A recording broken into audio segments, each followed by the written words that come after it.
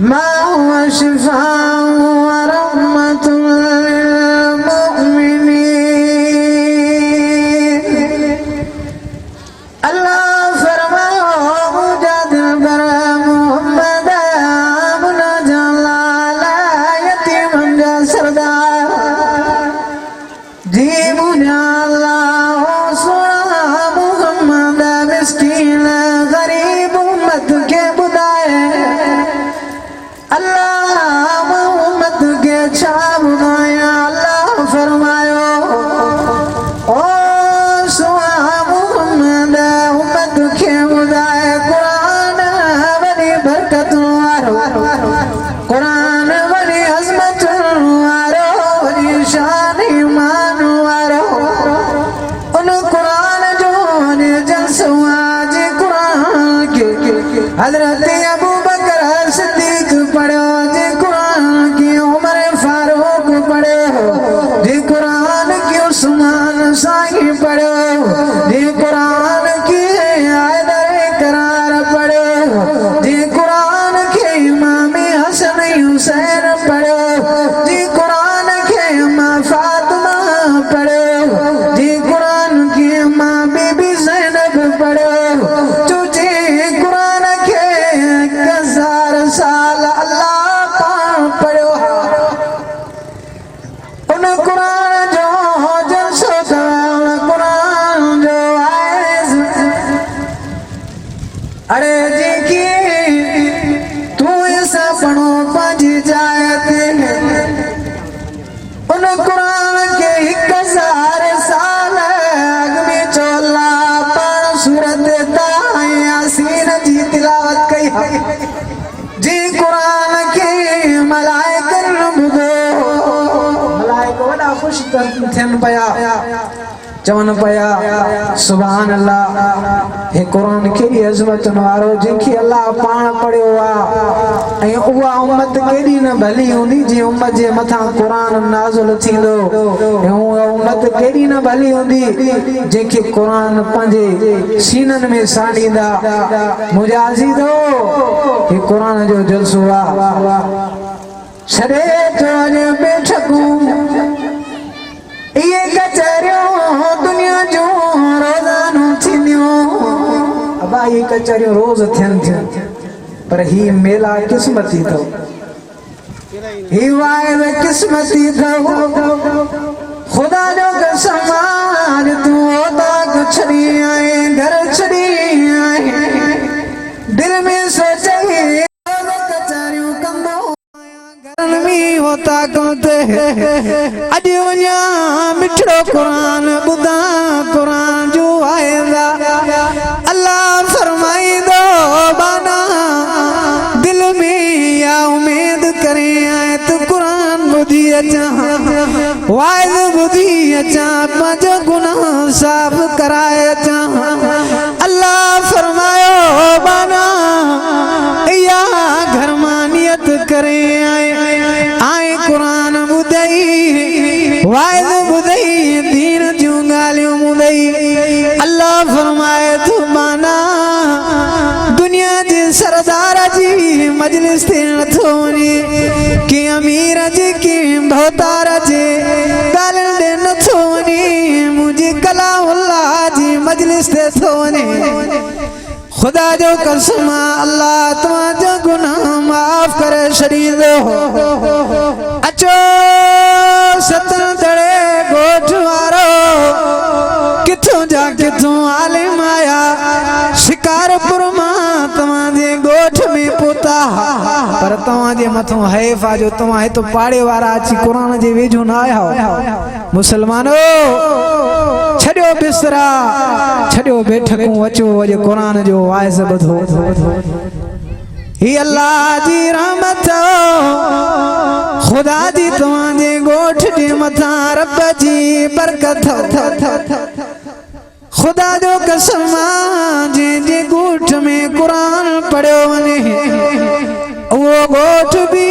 रहमत वारो वो पाड़ो भी बरकत वारो। ही चो कुरान जो वाइज़ कुरान में वॾी बरकत है।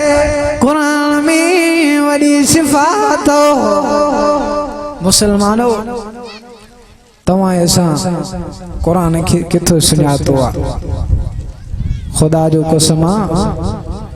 पुछो अहल बैत खां जे पंहिंजी जान क़ुरान जे सदके कुर्बान करे छॾी तीरन जे नेज़े ते हा पर क़ुरान जी तिलावत न छॾियो क़ुरान जी दामन खे अचो चिमड़ो क़ुरान जी दामन खे हे क़ुरान उहो कलामुल्लाह सच्चो क़ुरान थो ही वॾी बरकतुन वारो क़ुरान हिकिड़ो साहबी हो साहबी रात जो घर में कुरान पयो पढ़े घोड़ो घर सां ॿधलो कुरान पढ़े पयो तो घोड़ो टपा पोॾे वरी कुरान बस करे तो घोड़ो भी बस करन चुप थी वञे वरी कुरान के पढ़े तो घोड़ो टपा ॾियण लगे मथे ॾिसे हिकिड़ी रोशनी सुबह थी वो साहबी नबी सल्लल्लाहु अलैहि वसल्लम वटि आयो चे सुना नबी आमना जा लाल नबिया जा सरदार चे साहबी शागान लाए चे सुना रात जो मां घर में कुरान पयो पढ़ा भरसा घोड़ो बदलियो कुरान पयो पढ़ा घोड़ो टपा ॾियण लगे पयो ओ मुझा महबूबा जरे कुरान बस पो कया तो घोड़ो भी बस पयो करे छा मामलो नबी से फरमायो साहबी सॼी रात कुरान पढ़िया ही कुरान जी तिलावत सॼी रात कंदो रहे इहो घोड़ो खुशी में मां पीना ॿुधाए त सही ॿियो छा ॾिठई जे सुणा आसमान ते हिकिड़ी रोशनी ॾिठी जेकी रोशनी भरे पई जे सुणा रोशनी परे एॾी तू तेज़ नबी फरमायो साहबी तू घर में कुरान पढ़े पयो इहो कुरान जो आवाज़ घोड़ो ॿुधी ख़ुशियूं पयो करे इहो कुरान घर में पढ़े पयो मथो ॾींहुं वांगे कुरान तुंहिंजो मलाइक बि ॿुधण पिया ओ मुसलमानो खुदा जो कसम कुरान मामूली शइ नथो जो इंजील किताब आहे तौरेत किताब ज़बूर किताब कुरान पाक जो किताब भी आहे तो कलामुल्लाह जी माना अल्लाह जी ज़बान जो जी की रब कुरान पाण अल्लाह पंहिंजी ज़बान सां कुरान खे पढ़ियो आबाद की अल्लाह कुरान के पढ़ो बुधायो तो कुरान केडो न भलो केडो न कुरान बरकत वारो खुदा जो कसम आयो कुरान हर बीमारी जो इलाज तो सच्ची दिल से कुरान के पढ़ो सच्ची दिल से कुरान जो वाइज बुधो अल्लाह जो कसम कुरान में अल्लाह मोमिन जे लाए शिफा रखिया पर दिल से पढ़ी तो ॾिसो कुरान ते ईमान ताने ॾिसो न बेड़ा ही पार थो हुन मुरीद वारी कार न कयो मुरीद हुयो हिकिड़ो मुर्शिद ॾे आयो जे साईं रोज़ मां दरिया टपंदो आहियां ॿेड़ी ते सफ़र कंदो आहियां रोज़ानो दरिया पार करे मां काठियूं भञींदो आहियां पंहिंजे बचन खे मानी टुकर पचराए खाराईंदो आहियां मुर्शिद अहिड़ो वज़ीफ़ो ॾियो त जो मां क़ुरान जे सदके क़ुरान बि पढ़ां त दरिया पाण टपी वञा बेड़ी जो इंतजार ही न कया मुर्शिद चयो ठीक आ जे बिस्मिल्लाह पढ़ी दरिया जे किनारे ते 3 दफा बिस्मिल्लाह पढ़ी दरिया में ल इंशाअल्लाह बिस्मिल्लाह जी बरकत सां बेड़ी जो इंतजार ही न कंदे रब तोखे दरिया टपराईंदो भी सही और आचराईंदो भी सही। मुरीद चयो ठीक आ साईं। मुरीद जो कुरान ते यकीन थी पयो वयो मुरीद दरिया जे किनारे ते बिस्मिल्लाह पढ़ी दरिया में टपो खादे अल्लाह बिस्मिल्लाह जी सदके उनके रोजानो दरिया टपराईंदो हो काठियूं बनी वरी उतो किनारे तो बिस्मिल्लाह पढ़ी टपंदो होए ते वीचारो रोजानो टपंदो पर हिन जो कुरान ते यकीन थी पयो न बा। मुर्शिद चयो बिस्मिल्लाह पढ़ी दरिया टप इंशाअल्लाह तुंजा बेड़ा ही पारन। वो वीचारो मुरीद रोजानो टपी वेंदो हो। हिकड़ो डी थियो मुरीद मिठाई खणी आयो मुर्शिद रे जिन साईं रोजानो दरिया तमा वजीफो एड़ो दसियो आजो अल्लाह जे कुरान के ताकत आ बिस्मिल्लाह जे सदके मां रोजानो दरिया टपी थो वणा ये जे मिठाई वठो। मुर्शिद चयो ठीक आ रोजानो दरिया टपेंदो चे हां साईं रोज टपी दो वणा। मुर्शिद चयो ठीक आ इयो मां भी तो वजीफो करे दिसां आए ईमान जे जो पक्को आ बेड़ा ही पार थो। मुर्शिद आयो चे इयो वजीफो मां भी तो करे दिसां आयो दरिया जे किनारे ते मुरीदन के भी वठी आयो रसो भी पाण सां साण खयो अच्छी दरिया जे किनारे ते चे मुर्शिदो हे रसो वठो मुरीदो मुखे बधो बिस्मिल्लाह पढ़ी टपा दो जेकरे घोता खाया त कढन जो जरूर अवा मुरीद जो यकीन हो बिस्मिल्लाह टपी रोजानो दरिया टपंदो हो पर मुर्शिद पाण मुरीद भी खयो आयो रसो भी साण खयो आयो दरिया जे किनारे ते मुरीदन रसो बधो बिस्मिल्लाह पढ़ी जो घिरियो तो घोता खाइण लगो मुर्शिद चे वारो कयोड़े बुढा थो कढो उन्हीं के कढियो मुर्शिद चयो मुरीद मा वारो रोज दरिया टपंदो बिस्मिल्लाह पढ़ी करे घुराए मुरीद सागे के चे मुरीद छा मामलो तोखे वजीफो भी मालिनो बिस्मिल्लाह पढ़ी दरिया टपंदो मुरीद थो चए मुर्शिद तुझो ईमान अकीदो न जो चेल सा रसा भी बदराए मुरीद भी वठी आए अरे ईमान पक्को थो खुदा जो कसमा बेड़ा ही पार था मुरीद रोजानो दरिया टपी वेंदो बिस्मिल्लाह जी बरकत सां मुर्शिद जो ईमान नो जो घोता खाइण लगो अरे जिंजो यकीन कुरान ते आ उन जा बेड़ा ही पार था खुदा जो कसमा चो कुरान जी दामन के पकड़ो कुरान वडी अजमतुल वारो वडी बरकतुल वारो वडी शान वडी मान वारो साईं महमूद साहब सकर खां तव्हांजे गोठ में विचारे जिदो जाद करे कुरान जो वाइद रखरायो अरे यो पाण ते छोराए तो नाए यो तव्हांजे मथा तव्हांजे गोठ जे मथा छो जो अल्लाह पाण फरमायो जिथे कुरान पढ़ियो वेंदो उते कुरान जी रहमत वसंदी आ अबा चो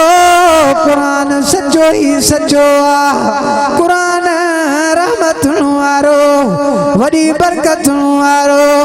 हिन कुरान में कैंसर जी भी बीमारी हिन कुरान में हर मर्ज जी बीमारी पर ईमान पक्को दे खुदा जो कसम जा बेड़ा ही पार थो आखिरी गालियों करे पांजी जाय थो वठा उलमा इकराम आया हिकड़ो पीर जुल्फकार अहमद नक्शबंदी अजीब खुदा जो कसम किताब में आखिरी नंढड़ो किस्सो तव्हां खे ॿुधायां थो किताब में हिकड़ो वाक़ियो लिखियो अथई हिकड़ी 4-5 सालन जी छोकरी पौने 4-5 सालन जी छोकरी के बाजी उस्ताद राणी वट पढ़ण वेंदी अम्मा भी गैर मजहब हो बाबो भी गैर मजहब हो लिखी विचारी पढ़ंदी बाजी वठ इयो मौलाना पीर जुल्फकार अहमद नक्शबंदी खुतबात फकीर जे अंदर इयो किताब में वाक़ियो लिखियो आ पो विचारी पढ़ण वेंदी उहा वडी थी वई त उनखे पंहिंजे पीउ मां ॿाहिरों वञण खां रोकियो जेके लफ्ज़ उन्हीं पढ़िया बाजी वट वीचारी अबो भी गैर मज़हब हो अम्मा भी गैर मज़हब हुई हुन बाजी वट जेका ॿ टे लफ्ज़ पढ़िया 4-5 सालनि जी छोकरी वीचारी हुन खे उहे लफ्ज़ याद हुया अंत वो हाल थियो जो उन छोकरी जो रिश्तो करायो रिश्तो भी करायो कि वडे मुशद्दद हिंदू सा उन जो रिश्तो करायो उन के निकाह में दिनो हिंदू के पो जडे उन जी उहा छोकरी वडी थी वई उहा बेचारी लिखी पीमा को कुरान पढ़ंदी लिखी कलमा पढ़ंदी अम्मा के भी खबर न हुई बाबे की भी खबर न हुई पो हुन जी जडे शादी कराइन पया छोकरी जी पो हुन के पांजी बाजी शादी वक्त हिकड़ो कुरान एड़ी बंद करे के नमूने सा उन छोकरी के दिन उहा छोकरी तो समझी वई त ही मुजी बाजी कुरान खणी आई आ पर उन जी अम्मा के भी खबर न बाबे के भी खबर न शादी कराए हिन के हिंदू सा शादी करायो हलवा शादी थी वई के टेम थियो उन के औरत के हमल थियो पेट थियो उन जे मुर्स के टेम खां पो उन के उन जे मुर्स के कैंसर जी बीमारी थी कैंसर जी बीमारी थी इन वडो इलाज करायो डॉक्टर हकीम तबीब हिन जो किथों भी कैंसर जो इलाज न पो थे आखिरकार टेस्ट कराइंदो रहो डिठे त कैंसर जी बीमारी वने थी वदंदी आखिरकार लाचार थी करे घर सुमी पयो घरवारी के सदके घरवारी के हाल दिने कि कैंसर जी बीमारी आ ओ मुनी घरवारी डॉक्टर घूमी आयो आ तबीब घूमी आयो आ घरवारी किथों भी इलाज न थियो आखिरी खट ते बेहाल थी सुमी पयो घरवारी थी चयो मुझा घरवारा छा गालाए चिकड़ो अर्जा नाराज न थींदे छो नाराज थींदम कहिड़ी गालाए दस्त सही घरवारा तुझी घरवारी आया ओ घरवारा तुझी घरवारी आया पर मां कुरान सा मोहब्बत रखंदी आहियां चई हेडो टीम थियो आ न को डस आहे न को पतो चिमता अम्मा के दसिया बाबे के दसिया मारे छड़ना कत्ल करे छड़ना अज ताणी तोखे भी खबर नाहे मां मिठड़े मोहम्मद जी गुलामानी आ कुरान सा मोहब्बत रखंदी आहियां ओ घरवारा तू सरी जिंदगी इलाज कराया किथों भी इलाज न थियो कैंसर जो घरवारा तुझो इलाज मां थी कया पर मुझो शर्त मनी दे खुदा जो कसम तव्हां के बुधायम तो कुरान में वडी बरकत हो उन जी घरवारी थी चे घरवारा तुझी कैंसर जी बीमारी दूर कया मुझो एकड़ो शर्त मनी दे चेयर शर्त मनी तुम मुझी कैंसर जी बीमारी दूर कर चे ठीक आए उन जी घरवारी रोजाना रोज अलमदो शरीफ पढ़ी उन जी मथा फूका दी अध महीनो गुजरो न अल्लाह दिसे तो उन जे मुर्स जी कैंसर जी बीमारी खत्म थी वई अरे जी तहकीम घुमिया डॉक्टर घुमिया किथों भी कैंसर जो इलाज न थियो घरवारी के हिन जी अलमदो पड़ी फूका ॾींदी अध महीने खां पोइ हिन जे घरवारे जी कैंसर जी बीमारी खत्म थी वई घरवारी थी चए ओ मुंहिंजा घरवारा वञी टेस्ट कराए वयो जे टेस्ट करायो डॉक्टर था चवनि वादा तो तोखे त कैंसर जी बीमारी ज़ाहिर ई नाहे ही किथों इलाज करे आयो तोखे त टेस्ट में कैंसर जी बीमारी नजर ही नथी अचे आयो घरवारी दे चयो घरवारी बीमारी हले काॾे वई जेको शर्त चयो ई वो ॻाल्हि कर मां शर्त के कबूल कंदमि चयो मुंहिंजा घरवारा शर्त एॾो ॾुखियो न आहे सिर्फ़ इहो ई शर्त हो कलमो पढ़ी मोहम्मद जो ग़ुलाम बणिजी पओ चयो घरवारी वारो कर ख़ुदा जो कसम अॼु ॾिठो त मां हिंदू आहियां क़ुरान में वॾी बरकत आहे वॾी रहमत आहे तॾहिं क़ुरान फरमायो वनुनज़्ज़िलु मिनल क़ुरान मा हुवा शिफ़ाउ रहमतुल लिल मुमिनीन अल्लाह फरमायो मोमिनो क़ुरान में शिफा थो क़ुरान में बरकत हो चिमड़ो क़ुरान के ही क़ुरान वॾी हस्ती थो ख़ुदा जो कसम उन जो घरवारो हिंदू हो मुसलमान बणिजी वियो घरवारी मुसलमान बणाए छॾियो या क़ुरान में बरकत हो क़ुरान जे वेझो अचो टेम न आहे न तव्हांखे ॿुधायां अल्लाह साईं खां दुआ आहे अल्लाह ताला वरी हयाती ॾेई इंशाअल्लाह तव्हांखे क़ुरान जूं लोलियूं पिया ॿुधाईंदासीं जेको चयो अल्लाह ताला तव्हां मूंखे हिन जे मथां अमल करण जी तौफ़ीक़ अता फरमाए वमा अलैना इल्लल बलाग।